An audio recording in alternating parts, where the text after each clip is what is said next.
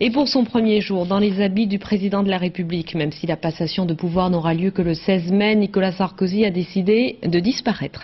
Lui, d'habitude si présent devant les caméras, s'est presque dérobé à leur regard aujourd'hui. Le chef de l'État a été aperçu quittant un hôtel parisien pour une destination inconnue. Il se ménage un temps de repos et de silence après la liesse de la nuit dernière. Emmanuel Lagarde. Il est presque midi quand Nicolas Sarkozy sort de l'hôtel des Champs-Élysées où il a passé la nuit. Sa destination est inconnue.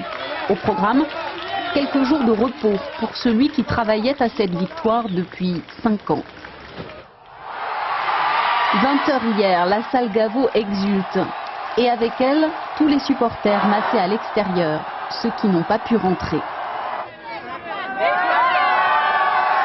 Très vite, Nicolas Sarkozy les rejoint.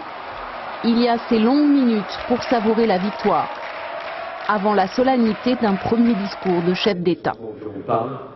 Le peuple français s'est exprimé.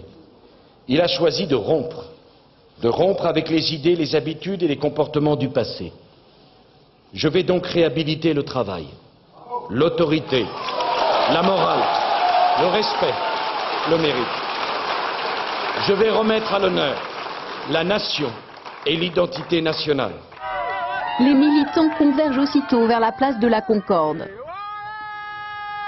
Tout y était prêt en cas de victoire. La scène, les écrans géants. Il y a surtout des jeunes, quelques familles et puis des touristes venus en curieux. Enfin, les vraies valeurs de la République française vont être mises en avant par Nicolas Sarkozy pendant ces 5 ans. Le respect, l'autorité, je pense qu'il y en a bien besoin en France, le travail. Moi je suis belge, donc je trouve que vu de l'étranger c'est intéressant de voir qu'on a un président dynamique pour la France, c'est bien.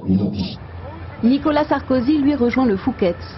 Autour de lui, dans ce restaurant chic des Champs-Élysées, les artistes Jean Reno et Johnny Hallyday, mais aussi Jean-Pierre Raffarin ou Arnaud Lagardère. Peu avant 23h, le nouvel élu part pour un dernier grand bain de foule à la Concorde. À ce moment-là, ils sont presque 30 000. Ce soir, disparues les phrases de campagne qui divisent. Le discours se veut rassembleur. La victoire n'est belle que si elle est généreuse. La victoire, ce n'est pas la revanche.